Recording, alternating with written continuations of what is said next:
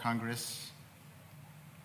Whereas the historic World Oromo Congress held its founding Congress in Fridley, Minnesota, September 18 to 19, 2021, and attended by delegates of Oromo organizations around the world, as well as activists, artists, business persons, scholars, veterans of the struggle, and Oromo notables who have contributed to the advancement of the Oromo cause in their respective fields.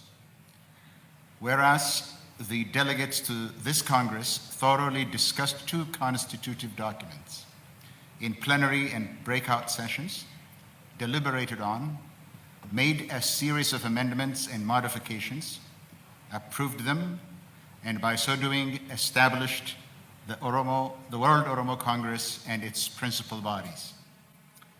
We, the participants in the founding Congress, hereby declare the formation of the World Oromo Congress in order better to organize the Oromo in the diaspora around the goal of supporting the Oromo struggle for auto-emancipation in a systematic, sustainable, and coherent way.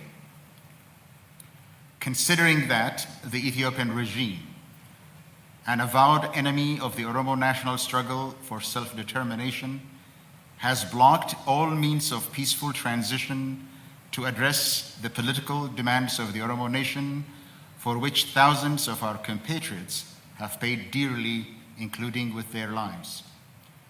Cognizant that the incumbent dictatorial regime has committed murder, torture, imprisonment, and egregious human rights abuse against the Oromo people in general, and particularly political leaders of the nation, and banned activities of independent Oromo political organizations.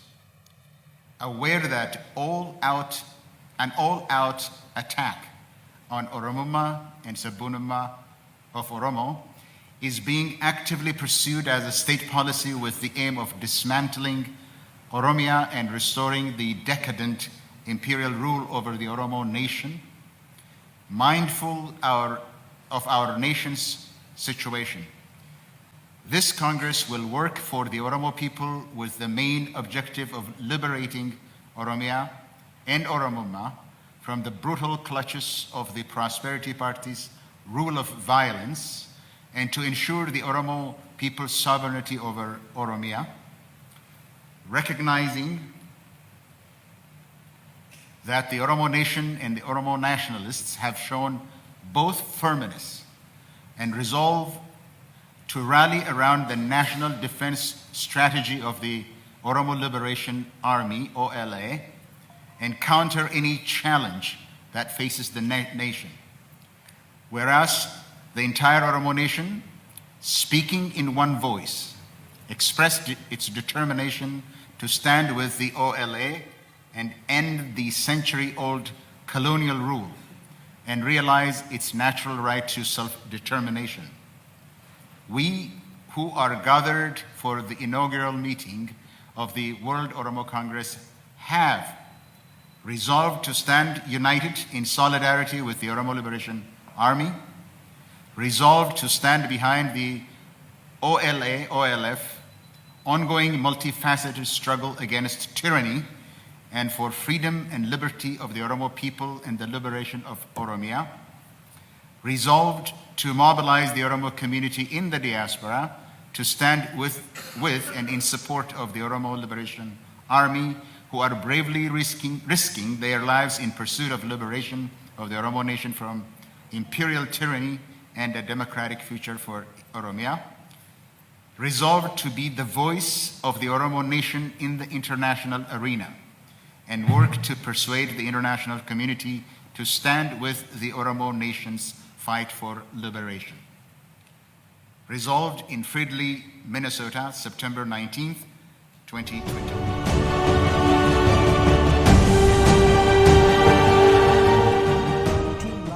Keessaa ishee tokko aadde Xayibaa Hasan abbaa manaa isii ilma isii waliin as baatee jirti. Har'a digirii isii kan sadaffaadhaa fudhatteeti jirti. Akkasuma dubartoota waliin barachaa jiran keessaa tokkoffaa bahuudhaanii meedaaliyaa lamaa fi wancaa tokko argattee jirti. Waan sobee inni achitti hafee aangoo isaa yookiin ammoo aangoo isaa irra taa'ee Abiyyiin akkas hojjedhu an ammoo asiin gartee funyaan itti butaa jedheetii miti natti fakkaata. Akka jarri sadiinuu Dooktor Milkeessaan eega gartee carraa dubbatuudhaa argatee dubbateeti tureyyuu. Kanaafuu har'a Xayyibaa Hasanis waggaa sadii booda as baateetti mul'atta jirti ka sooshaal miidiyaa irratti. Barumsa isii kanarraa kanaan ammoo tokkoffaa bahuudhaanii meedaaliyaa lamaa fi wancaa tokko fudhatteeti jirti. Baay'ee tokko nama gammachiisa. Rakkoo kana keessatti osoo rakkina siyaasaa haalli nama aarsu wantoonni garaagaraa kun jiraatu iyyuu jechuudha. Sadarkaa kanarra gahuun isii baay'ee tokko nama gammachiisa. Baga gammadde jennaani.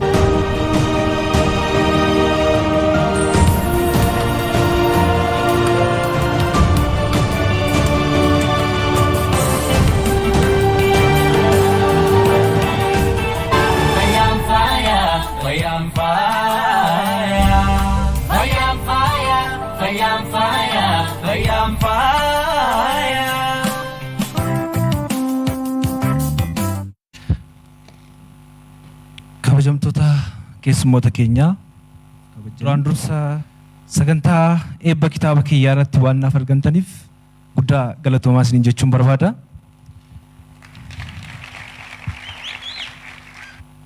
Hanga ammaa hanga lubbuun jirrutti bifa kanaan wal arginee egaa Oromoo walitti fidu malee waliin barsiisan jedhu mitire.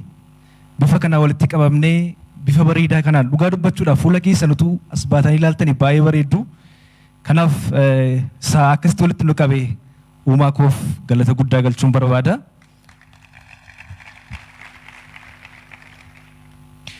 Egaa dhugaa dubbachuudhaaf namootaas keessa jiran kanan qaamaan beeku yoo baay'ate parsantii 10 baay'ee keenya miidiyaan hawaasummaa maatii tokko nu godheera. Namoonni utuu nan beekin akkasuma jaalala Oromummaaf asitti dhiyaatan ammallee irra deebiin guddaa isin galateeffachuun barbaada. Galatooma. Ogummaan yeroo baay'ee akka muka odaatti fudhadha. Muka gaattiraaf muka odaa wal bira qabnee ilaaluu dandeenya. Mukti gaattiraa yeroo baay'ee ol guddatee lalisaa. Gaaddisni muka gaattiraa amma kanatti miti gaaddisni isaas nama baay'ee keessummeessuu hin danda'u. Biqiltootaa fi lubbu qabeeyyoota naannoo isaa jiran saamuudhaan aduudhaa fi akkasumas immoo albuuda keessaa saamuudhaan ol guddata. Muka odaa yoo ilaallamu mukti odaa baay'inaan bal'ateeti kan guddatu. Namoonni baay'een akka gaaddisaatti jala taa'uu danda'u. Damee hedduus baafata. Namoota baay'eedhaaf gaaddisa ta'a. Namoonni baay'een aduu baqa. Namoonni baay'een akkasumas rooba baqa yeroo isaan itti dheessan argina. Isa qofaa osoo hin taane biqiltoonni aduuf rooba hin dandeenye tokko tokkollee yeroo isaan achi jalatti dandamatan argina. Kun kanaaf ogummaa keenyaa akka muka gaattiraa qofaatti kan guddisnu yoo ta'e yookiin baay'ina digirii qabnu qofa lakkoofna yoo ta'e guddanni sun tarii nuun namoota keessaa ta'e akka caallee argamu nu gochuu danda'a.